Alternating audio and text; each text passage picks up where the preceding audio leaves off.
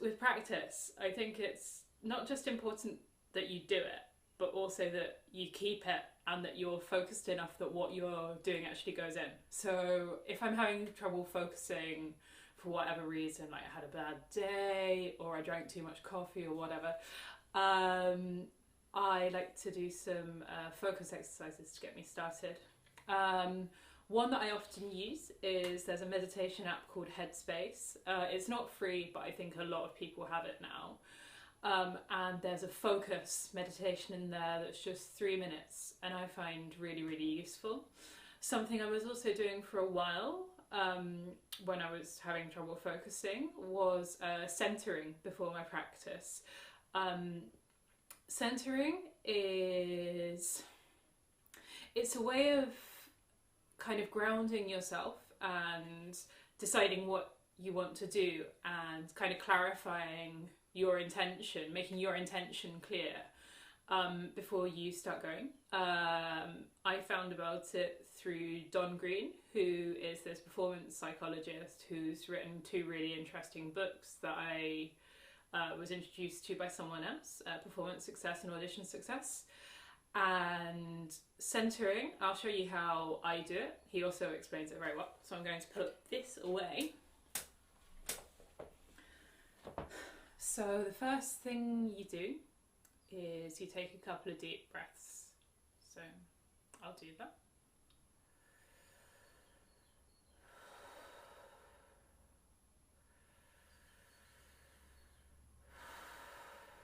And then you scan through your body for tension. So you just notice the places in your body where it feels tight, the places where it doesn't feel so tight. You're not trying to change them, just to notice them. So I'm going to do that as well.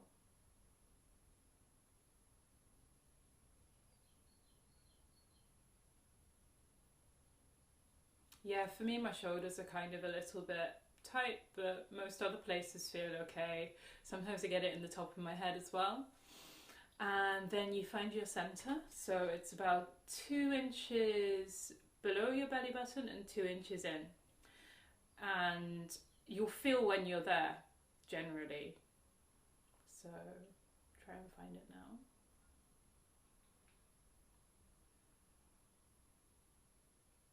Yeah. And then when you're at your center, you say some kind of cue word, something really, really, really simple. For me, I used full for quite a long time when I was trying to work on making my sound bigger, and I just said that word.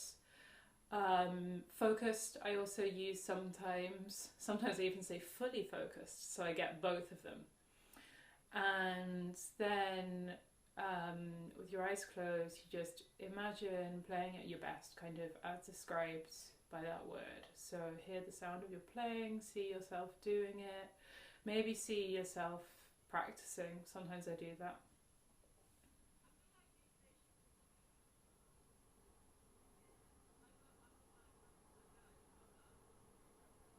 And then you direct your attention out to a point in the room. Generally, Don Green says below eye level. I don't find that so important for me, but a good place is just at the music stand and at your first notes of the day. So feel free to watch that back. So the steps are breathe, scan, center, cue, imagine, direct. I also wanted to show some exercises that I do, particularly for the low register, that I've found helpful. Say if I've got to play something like Beethoven 3 or just anything that needs accuracy and punch and power in the low register. So I might do these towards the end of my warm-up if I've got a day where I particularly need low playing, although it's also good to keep it in shape generally. So this one I just call the dotted exercise, and I'll play and then talk about it a bit. So that's on crotchet 80.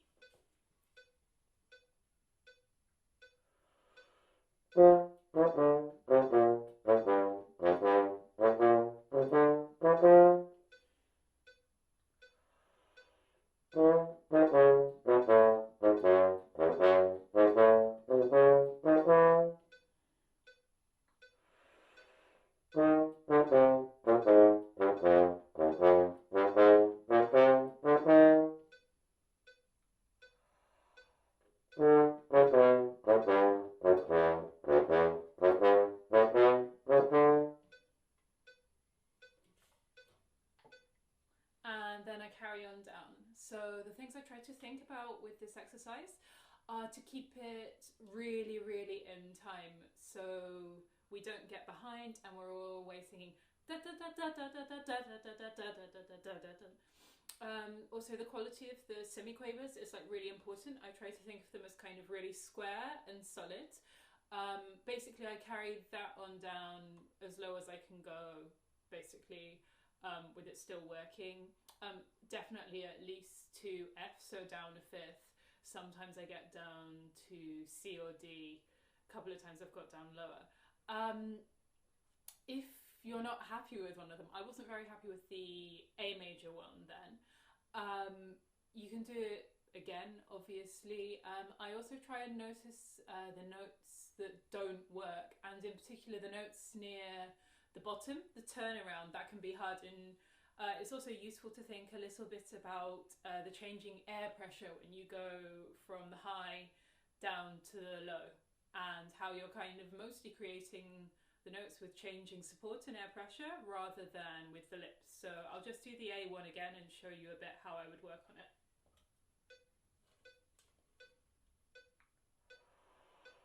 So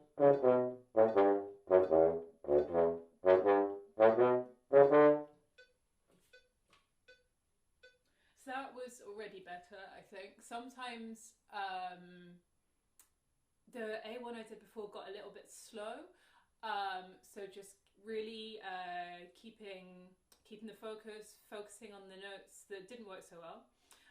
The other thing to mention is that I changed my hand position a little in the low register. So some people just open out from the wrist, so like that, just with the wrist.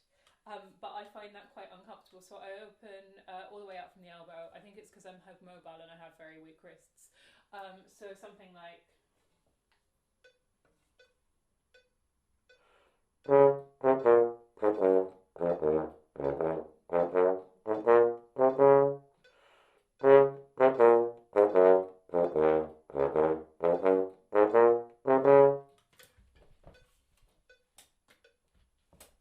The other exercise that I like to do in the low register is just a scalic one, but again I find it quite useful for really getting that punch. So I often do this without a metronome, but you can do it if you want.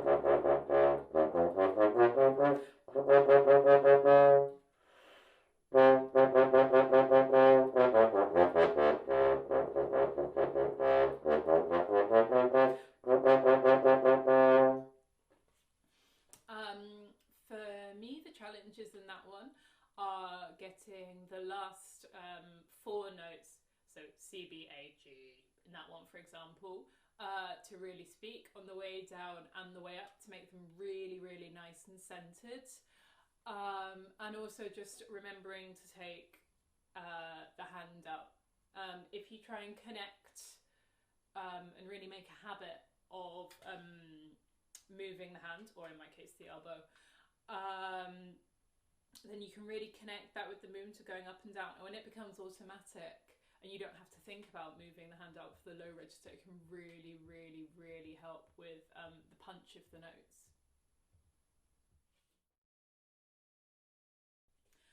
I thought maybe it's also quite interesting to talk about what to do when things don't work.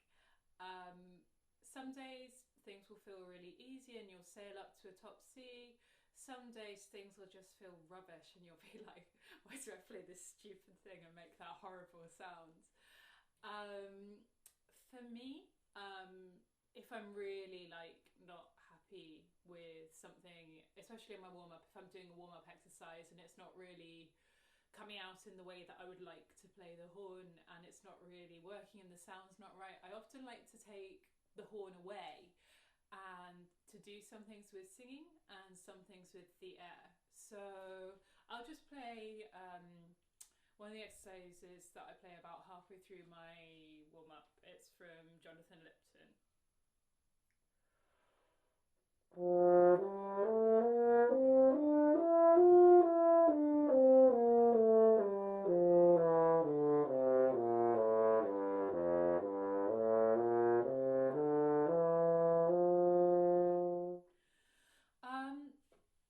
So for me that came out okay, but I would kind of like it to be a little bit smoother and to be kind of more connected and not those dun dun dun dun dun. So what I might do is I might practice singing it, but as a glissando, so like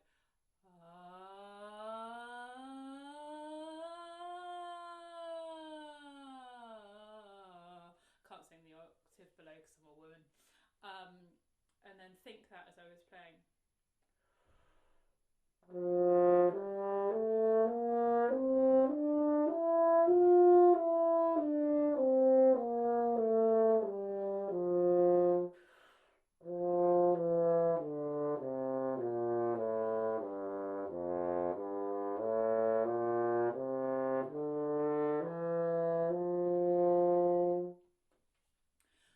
Something I also do if I'm not happy with the physical quality of the sound I'm making. Two things actually. One is to do air patterns. For example, if I'm not supporting every note in a scale,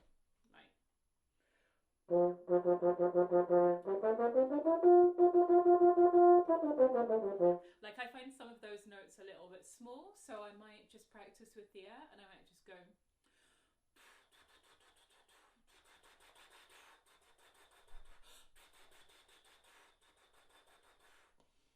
so really focusing on making every note given air and really cared for, and then when I put that back onto the horn, hopefully it works better.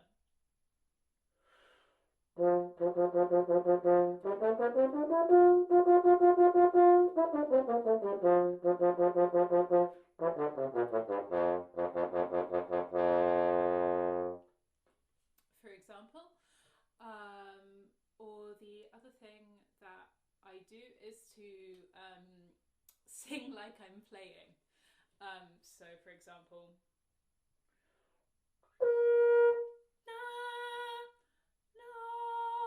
and then sing not how I'm playing, but more how I'd like to sound. So the first sound for me was a little bit nasal, but if I then sing in a way that's less nasal, more open,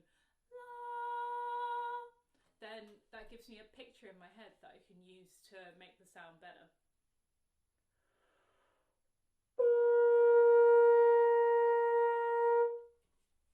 So I do things like that, and I think it's good to still be thinking and to still be practicing in your warm-up. Obviously some days you might not have time, but in general I think the better and better you learn to play your warm-up, the better and better you learn to play the horn, and I think that's probably quite a good goal to have as a horn player. So all that's left to say is a massive thank you to Michaela for putting this together. I think it's a really nice resource and you should definitely watch some of the other videos which are really interesting and inspiring. And it's goodbye from me. Bye. Take care.